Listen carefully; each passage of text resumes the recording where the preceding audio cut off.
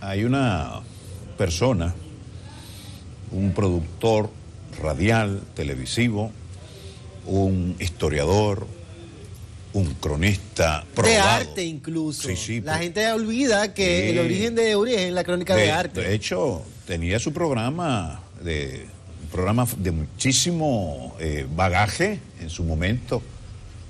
Tiene una columna en el periódico El Caribe. Yo no quisiera dar el nombre, yo creo que con eso la gente dice ese. Ahora, si digo la palabra clave, van a decir ya quién es economista. Eury Cabral con nosotros aquí en el estudio. Bienvenido, Eury, ¿cómo estás? Gracias, Amir, gracias, Félix. Para mí es un placer y un honor estar aquí porque esta es mi casa también. Claro que sí. CDN Caribe, estoy desde hace tiempo aquí, de verdad, es un placer y un honor y sobre todo estar con ustedes en este momento tan importante para el pueblo dominicano. Eury, antes de hablar de nuestro querido Johnny, porque tienes mucho que aportar, ¿por qué eres tantas cosas? Bueno, un hombre tan pequeño de estatura y tan grande de mentalidad.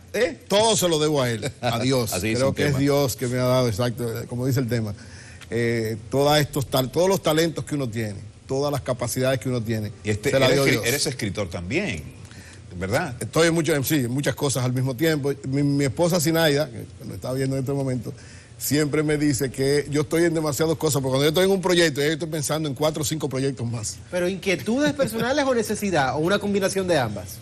Bueno, en un primer momento muchas necesidades, pero siempre ha sido más deseo de innovar. Necesidad usted no tiene, Muchas. Un hombre, yo diría que muchas necesidades. Ahora, tengo todo suplido fundamentalmente porque tengo a Jesús en mi corazón. Y dice Mateo 6:33, buscar primeramente el reino de Dios, justicia, que todo lo demás, y cuando dice todo es todo, viene por añadidura. Tenemos a Eury aquí, entre otras cosas, porque cuando la producción se planteó esta transmisión, yo pensé inmediatamente en él. ¿Por qué? Él lanzó un libro hace unos años que refleja el origen y la evolución de géneros tan importantes como el merengue y la bachata. Y por supuesto, si hay una persona que es cabeza del merengue, que de hecho lo define, es Johnny Ventura. Y por eso quería saber, desde la perspectiva de Eury, cuáles son los principales aportes de don Johnny, cuál es el legado que entiendes que deja. Bueno, mira, Samir, yo creo que Johnny Ventura es, sin lugar a dudas, esa es una de las conclusiones que saco en el libro que publiqué en el 2009, el merengue, líderes, etapas. Merengue y bachata eran los dos ritmos fundamentales, que fue una preocupación de todo lo que yo había investigado y había escrito de varias oportunidades. Recuérdense que yo fui relacionador público de Wilfrido Vargas durante un tiempo, pero siempre estuve vinculado desde que estaba en la universidad a todo lo que tiene que ver el mundo del espectáculo. Y entonces mi interés era siempre investigar un poco más allá de lo que se veía tradicionalmente. Y ese libro surge precisamente para evaluar cómo el merengue ha hecho un aporte patriótico a la República Dominicana en todos los momentos. Las 8 etapas, yo digo que el merengue tiene 8 etapas, y la 5ª etapa está caracterizada por Johnny Ventura. Y Johnny es, sin lugar a dudas, el más grande merenguero de todos los tiempos. O sea, Johnny resume él de por sí una condición especial. Y yo en el libro destaco 2 grandes aportes patrióticos de Johnny Ventura, porque el hecho de que haya hecho 105 producciones, que haya ganado todos los premios en el mundo, que haya hecho tantas fiestas, o sea, que es sinónimo de la alegría del pueblo dominicano, pero detrás de esa alegría, como muy bien decía Uchilora, había un hombre sumamente preocupado socialmente hablando, por el país, siempre preocupado y siempre militando desde el punto de vista social y patriótico con las mejores causas del pueblo dominicano, y lo llevó a la música. Lo que pasa es que la dimensión artística fue tan grande que mucha gente no valora. Y desde mi punto de vista, Johnny tiene 2 grandes aportes patrióticos a la República Dominicana. ¿Cuáles son? El primero tiene que ver incluso con la subsistencia del merengue. El merengue tiene, antes de Johnny, 4 etapas. La primera, cuando surge, que es la etapa, ¿verdad?, de 1844 a 1870, aunque no hay una fecha exacta de cuándo surgió el merengue, la mayor parte de los que investigamos... ¿Con quién surgió el merengue en esa fecha? El merengue no tiene exactamente ni una fecha ni un momento, pero todos los historiadores, todos los que hemos investigado sobre el merengue, partimos de que surgió con la República. En el 1844, incluso hay hasta un historiador que plantea que podría haber surgido en las luchas con la independencia, porque como el pueblo dominicano es tan alegre, cuando estábamos peleando contra los haitianos en ese momento, siempre se cantaba. Incluso hay uno de los orígenes del merengue, claro, no está demostrado científicamente, dice que surgió en la batalla de la Talanquera, una batalla donde se peleó contra los haitianos y al final, como ganamos esa batalla, todo el mundo empezó a cantar, levantó la bandera y se dice que ahí surgió como ritmo el merengue. Lógicamente eso no tiene prueba documental, pero lo que sí estamos todos claros es que surgió en 1844 con la República, es decir, el merengue surge con la República. ¿Tienes referencia del ritmo, compás, la característica de ese merengue? Y obviamente hablarás de su evolución, pero más o menos alguna referencia de cómo... Entre 1844 y 1870 hubo un coronel, precisamente por eso se dice que el merengue surge del área militar, el coronel Juan Bautista Alfonseca. Es el primero que hizo una partitura de merengue, del merengue Juana Aquilina, que después fue grabado. Ese es el primer merengue del que se conoce historia escrita, hay una partitura. Y el coronel Alfonseca, al quien se llama, ¿verdad?, el precursor del merengue, lo desarrolló, lógicamente era tambora, güira y guitarra. No había acordeón. No, era guitarra. En ese momento guitarra triple, porque era lo que había venido de los españoles, era lo que teníamos. A partir de 1870, entonces, hay un acontecimiento que empieza la segunda etapa del merengue. Perdona, dijiste que iba dirigido a quién, a doña Aquilina. Juana Aquilina. Juana Aquilina. Es un merengue, como dijo Uchi, es un merengue de doble sentido. Entonces, hay una contradicción, digo, uno diciendo, si nació dentro o fue inspirado por el tema de las guerras, de la batalla, sí, de las batallas, ¿no debió inspirarse en una situación épica? Lo que pasa es que de eso no hay testimonios escritos, no hay partituras. Por eso dice que el primero es Juan Aquilina, porque de ese sí dejó la partitura escrita y está incluso en el museo guardada. Es la primera que se tiene. Claro, Juan Bautista Alfonseca hizo muchos merengues de todos los órdenes y está ahí como el precursor de esto. En 1870 llega el acordeón. El acordeón, ustedes saben que Alemania fue el que produjo el acordeón y había un mercado permanente, sobre todo por la parte norte de Santo Domingo, Puerto Plata. Venían muchos productos de Alemania y llegó el acordeón en 1870, entonces cambió la dimensión de lo que se hacía de merengue. Sustituyó la guitarra y entonces era tambora, güira y acordeón. Y ahí el merengue entonces toma otro matiz, es mucho más rápido, mucho más, aunque pierde musicalmente. Cuatro elementos ya, sí. Merengue. No, la guitarra sale. Sale la guitarra. Sí, sustituye la guitarra. Porque también un elemento que algunos explican de la manera sencilla, tocar guitarra es un poco más difícil que tocar acordeón. Sí, entonces, desplazaron la guitarra y pusieron el acordeón. Aunque el acordeón solamente es ditónico, tiene 2 tonos. Pero esa salida es momentánea de la guitarra. Bueno, la guitarra después entró, pero generalmente el acordeón es que, incluso ahí surge el perico ripiao. Que el perico ripiao es el merengue de la segunda etapa que se consolida, se populariza y se multiplica. Incluso muchos dicen, ¿por qué el perico ripiao? Hay una teoría que yo lo pongo en el libro, porque muchos creen que el perico ripiao es por el baile. No es por el baile. La teoría que tiene un investigador... ¿Y de dónde viene el nombre? Sí, viene de un investigador de Santiago, dice que el perico ripiao surge de un bar que había en Santiago, donde lógicamente estaba lleno de mujeres que se prostituían, pero tocaba un grupo popular, merengue, güira y acordeón. Entonces, las prostitutas decían cuando llegaba un hombre que lo iban a ripiar. Entonces, todo el mundo empezó a decir, vamos a ir donde está el merengue ripiao. Ripiar en aquel tiempo, ahora, ¿cómo se traduce? Sería acostarse con el hombre, sería tener relaciones con el hombre, hacer negocios con el hombre. Esa era como la expresión, para no decir no era como mandarlo vacío, sin nada. Sí, exacto, exactamente. ¿Cómo se llama? Como dice ahora, ¿verdad? Lo chatearon. Entonces, de ahí sale, según la explicación de Julio César, el investigador, la expresión perico ripiao, que entonces populariza el merengue hasta la tercera etapa. La tercera entonces etapa... el hombre era un perico ripiao. El hombre era un perico ripiao.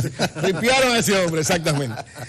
La tercera etapa empieza en 1916, con la llegada de otro instrumento que también, ese sí se incorpora, no sustituye el acordeón, pero se incorpora, que es el saxofón. Exacto. El saxofón llega, también un instrumento que le da más fortaleza al merengue y le da una característica especial. Esa etapa es de 1916, pasa a la etapa de la intervención militar norteamericana, de 16 a 24, hasta Trujillo. Párate ahí, tocaste la intervención. ¿Qué en alguna medida de la vida la intervención norteamericana influyó en este género musical?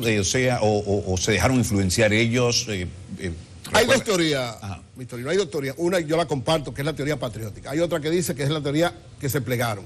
¿Qué pasó ahí? Cuando llegan los norteamericanos que invaden los Estados Unidos en 1916, la primera intervención, empiezan a tomar todo el país y lógicamente empiezan a traer su cultura y su música. ellos no pueden bailar merengue porque el merengue es demasiado rápido. Ustedes saben que los gringos no saben bailar cosas muy rápidas. Que entonces, no, y el rock and roll. Eso no, pero el rock and roll no es tan rápido. Recuérdate que esto es guira, tambor, acordeón. No se compara. Era muy difícil. Entonces, ¿qué hicieron ellos? Hay dos teorías. La primera dice que los músicos de ese tiempo, para congraciarse con los interventores, le bajaron un poco el ritmo, hicieron el famoso merengue apambichao. O retomaron, porque el merengue apambichao ya existía hace tiempo, pero retomaron ese merengue. Eso dicen algunos. Otros dicen, y yo comparto esa teoría, porque la defienden varios músicos importantes de ese tiempo, que lo que hicieron los dominicanos fue obligar a los norteamericanos, a los estadounidenses, a que no impusieran su música, sino que bailaran merengue. Y por eso entonces bajaron un poquito y le metieron la cultura dominicana a esa intervención. Exacto. Yo creo esa teoría porque evidentemente no pudo entrar en ese momento la música de los Estados Unidos, sino los estadounidenses tuvieron que bailar. O sea, los interventores tuvieron que bailar merengue obligatoriamente. Ahí hubo, lógicamente, músicos importantes de mucha calidad que empezaron a hacer merengue, cuestión que no estaba antes, sobre todo por la llegada del saxofón, como es el caso de Juan Francisco García, de Juan Espínola y del abuelo de Maridalia Hernández, Julio Alberto Hernández, que empezaron a hacer merengues que no eran tan populares, porque seguía el Perico Ripiao siendo el más popular, pero que empezaron a ganar parte de la sociedad. Nos adelantamos un poquito, Eury. Recuerda que lo Trujillo... Voy a Trujillo, porque sí, es más importante. Yo sé que vas a ir a Trujillo, porque Trujillo hubo un momento de la historia donde el merengue se hizo por y para Trujillo. Se diseñó para Trujillo. O sea, independientemente de todo, giraba alrededor de Trujillo. Pero antes de Trujillo, los presidentes que le precedieron, Eury, ¿cuál era su relación con el merengue? El merengue estuvo siempre marginado, siempre, fuera de la sociedad, en todo momento. ¿Por qué? Porque decían que era una música de baja estofa, que era una música popular, populacha, que era de gente de clase baja. Y no hubo ningún presidente que defendiera el merengue hasta la llegada de Trujillo. Que eso pasaba con otros géneros, como la bachata en su momento. Sí, también. Igual con la bachata. Que Juan Luis la rescató. Con el merengue fue más lejos, señores. Ulises Francisco Espaillá, uno de los gobernantes. Esa discriminación con el merengue era porque lo tocaba, lo bailaba. Sí, porque era de baja estofa, era de la clase popular. Gente de color también. No, porque todos hemos sido de color. En República Dominicana no ha habido problema de clase. El asunto era que era en los barrios, en los campos. Era una cuestión de diferencia social. Diferencia social. Oigan esto, Ulises Francisco Espaillá, a finales del siglo XIX, fue presidente de la República, y emitió un decreto deportando a todos los merengueros y diciendo que había que a todos eliminarlos porque el merengue era un asunto que le hacía daño a la República Dominicana. Entonces, si desplazaba a un género, entonces salía otro. ¿Cuál era? Bueno, no, estaba en ese momento en lucha sobre todo con la danza española. Recuérdense que todavía teníamos esa influencia española muy fuerte y entonces en las sociedades se bailaba eso, en los salones, y cuando el merengue, como era de los pueblos, nadie quería que se bailara porque te bajaba el nivel social. ¿Me permite retroceder un poquito más? ¿Cómo no? Dijiste que empezó en el 1844. 44, ¿no? Esa es la... Bien, recuerde que en ese año sacamos a los haitianos del país. Así es. ¿Qué género trajeron musical los haitianos en ese y qué se vivía musicalmente hablando? Los haitianos siempre han tenido músicas que son un poco propias de ellos, pero no hay constancia, por lo menos constancia escrita, de que ellos impusieran en los 22 años que estuvieron con nosotros la música de ellos. No hay constancia. Como no pudieron imponer tampoco su idioma. O sea, ellos estuvieron gobernando los 22 años, pero no pudieron imponer el idioma, ni sus costumbres. No pudieron imponer ni su religión, ni su cultura, ni su música, ni siquiera el habla. ¿Por qué? Porque la fuerza de los dominicanos es demasiado amplia. Entonces, usted decía que, mira, con Trujillo, para entonces caer en lo que significa el aporte patriótico de Johnny Ventura, Trujillo es sin lugar a dudas, y independientemente de que fue un dictador y usó el merengue para consolidar su dictadura, sin lugar a dudas es el responsable de que el merengue sea la música nacional y más popular de la República Dominicana. O sea, Trujillo es quien tomó el merengue y lo consolidó en la sociedad.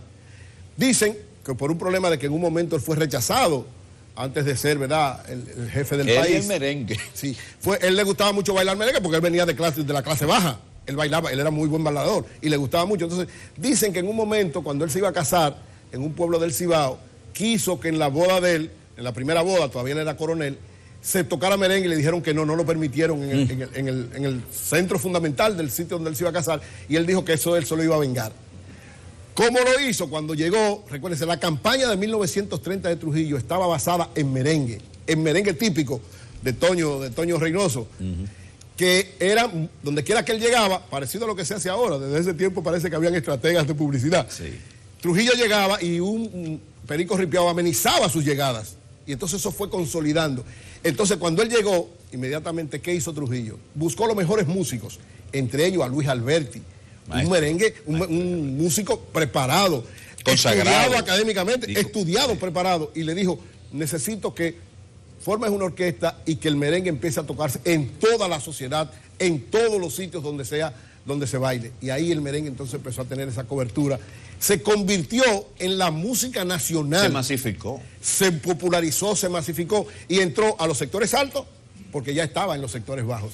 Entonces se convirtió en la música nacional. Como dice Samir, Eury, así como tú acabas de decir que el merengue hubo de penetrar en las diferentes capas sociales, la marginada bachata, que en un momento fue discriminada y marginada, mismo, sí, ya es muy raro. Bachata y merengue tienen la misma historia. Gente de élite no la cante, no la baile. Sí, sí. Gente de élite que ha asimilado la bachata, sea por las transformaciones que haya sufrido o por los exponentes que la sustentan. Esos dos ritmos tienen la misma historia, parecida.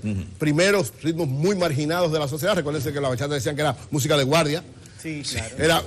Nadie la escuchaba, sin embargo, ahora es un orgullo. Eso mismo pasó con el merengue. Pero mira, Trujillo usó el merengue. ¿Qué fue lo malo de Trujillo? Que usó el merengue para ser parte de la reproducción ideológica de su régimen, lleno de opresión, lleno de barbarie. El merengue fue un soporte. Y oigan esto, qué interesante. Cuando matan a Trujillo, todo el mundo pensó, los estudiosos de ese tiempo, que el merengue se iría con Trujillo también. ¿Por qué? Porque era un arma política. Claro, era sinónimo del trujillato.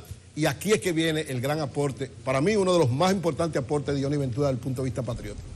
Johnny, que en los últimos tiempos, ya era un artista en los últimos tiempos de Trujillo, cuando se da cuenta posteriormente que la gente le gusta el merengue, le gusta bailar, pero no quiere estar ligada al trujillato, Johnny toma la decisión. Cuando digo Johnny es porque es el más representativo de esta quinta etapa del merengue, pero fue un grupo de músicos también que también lo hicieron. Pero Johnny tiene la genialidad. Primero, recuérdense, las orquestas en tiempo de Trujillo, era una orquesta grandísima. Big Band. La Big Band. Todos sentados, todos trajeados. ¿Qué hizo Johnny? No. 10 músicos, todos parados, vestidos diferentes, no diga con frac nada, y además haciendo un show. De ahí viene el combo show. Es decir, todos bailando delante, el que cantaba, dos más junto con él. Es decir, convirtió en un show. ¿Cómo se le llama a los que están adelante cantando, bailando? Los coristas. Los dos coristas. Eso lo impuso Johnny. Fue Johnny. No, y no solo eso, oigan lo que hizo Johnny. Johnny hizo varias cosas, varias transformaciones para quitar la imagen del trujillato.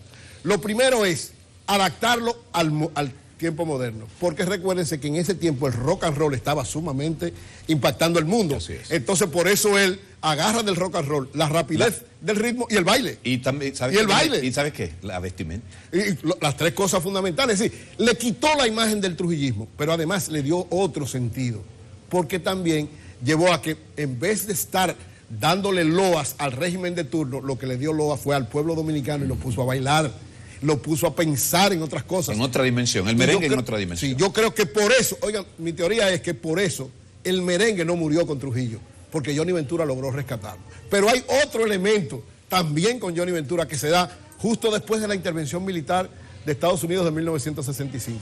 ¿Qué pasó con la intervención? Cuando se firma el acuerdo en septiembre del 65, lógicamente el gobierno estadounidense se mantiene todavía durante un tiempo y la cultura de los Estados Unidos en ese momento empieza a tomar a toda América Latina. ¿Qué es la cultura?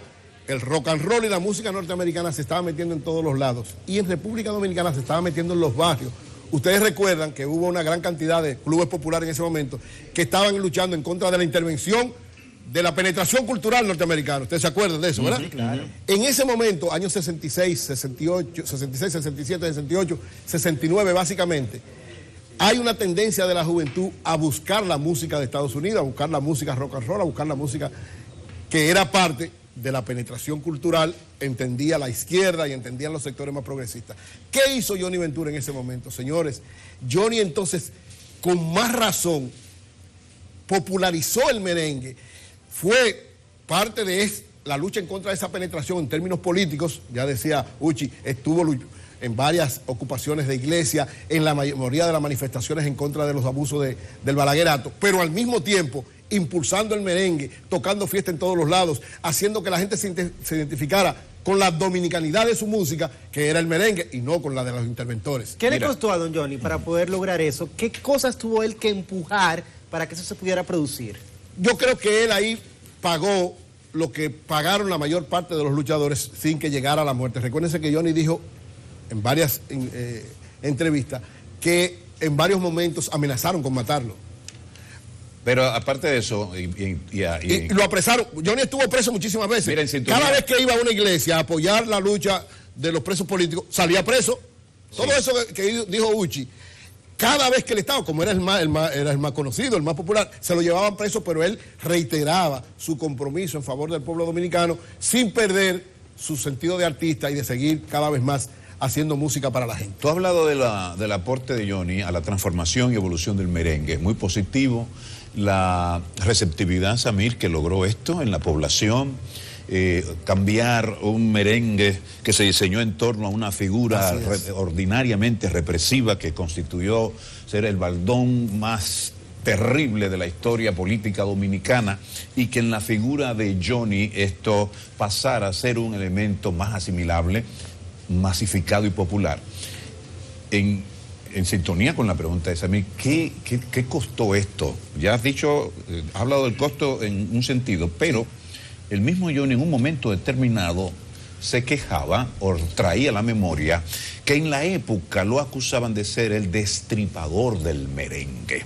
O sea, independientemente de las loas y los aportes que esto significó, Johnny sufrió en carne viva la recriminación por cambiar la estética, la esencia y la dinámica del merengue. ¿Tienes algún aporte en ese sentido? Sí. Johnny fue acusado, como luego también fue acusado Wilfrido Vargas. Recuérdense que a Wilfrido lo acusaron de que no hacía merengue.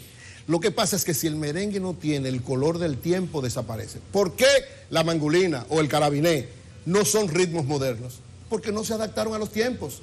Merengue y bachata, cada vez que viene una oportunidad importante de la sociedad dominicana, cada vez que cambian los tiempos, aparece alguien que se adapta a esos tiempos y crea un movimiento a su alrededor. Es decir, cuando el trujillato, si no hay un cambio del merengue, se lleva con la muerte de Trujillo el merengue, apareció Johnny Ventura, que le dio el color del tiempo, la característica del tiempo, sintonizó con la juventud del tiempo y mantuvo el merengue. Al contrario, tuvo que hacer cambios, porque si lo deja igualito que antes, se muere. Si Johnny hubiera hecho un merengue igualito que el del Trujillato, se va Johnny y se va el merengue. ¿Qué hizo él? No, tengo que cambiarle, tengo que adaptarlo a los tiempos, porque señores, pero la República Dominicana no es la misma de 1844. El cambio fue por cuestiones estéticas, por razones políticas, o un capricho. Exacto, hay que ver. Yo creo que Johnny tuvo la visión, como la tuvo Wilfrido. Recuérdese también que cuando se agotó de alguna manera ese momento histórico de Johnny Ventura, Wilfrido tuvo también que hacer otros cambios adaptados a cómo iba el mundo, porque si no muere. Como ahora, que aunque nos duela, y lo reconoció el mismo Johnny. Hay mucho que no nos gusta el merengue urbano, hay mucho que no nos gusta, pero sin embargo el merengue urbano es el lenguaje de este tiempo. Lo que hay que tratar es que tenga mejor calidad y que tenga mejores cosas, pero el lenguaje de la juventud es esa. Si el merengue pasó una crisis, yo no sé si ustedes se dieron cuenta, después de la grandeza de Juan Luis Guerra, el merengue entró como una especie de crisis de mercado y de oferta. Es decir, aunque se seguía haciendo merengue, pero ni era en el mercado mundial importante, ni tenía una oferta que llamara la atención, como llamó Juan Luis, como llamó Wilfrido, como llamó Fernando Villalona, como llamó Johnny. Ahora es que está teniendo nuevamente mercado y oferta, porque tiene la característica de la modernidad. Entonces, ¿qué fue lo que hizo Johnny Ventura? Señores, Johnny Ventura es el rescatador del merengue. Fue quien garantizó que el merengue no muriera con el trujillato. Fue el que, yo digo en el libro, superó dialécticamente el merengue trujillista, porque el merengue trujillista era bueno. Lo malo era que laudaba al sátrapa, al tirano. Lo malo del merengue, porque Luis Alberti hacía tremendos merengues, pero lo malo era que era para un régimen que estaba maltratando al pueblo dominicano. Un merengue político. En el caso de Johnny, Johnny tiene las dos dimensiones. La dimensión artística, recuérdense, Johnny fue todo también. Johnny no solamente fue cantante, Johnny fue escritor, fue compositor, fue empresario. O sea, Johnny tenía todas las características, por eso tuvo esa dimensión. Y yo creo que esa es su grandeza. La grandeza de Johnny no es solamente artística. Johnny es un ser social extraordinario, un patriota dominicano y un hombre que sembró para la República Dominicana algo que se va a mantener por siempre para todos nosotros.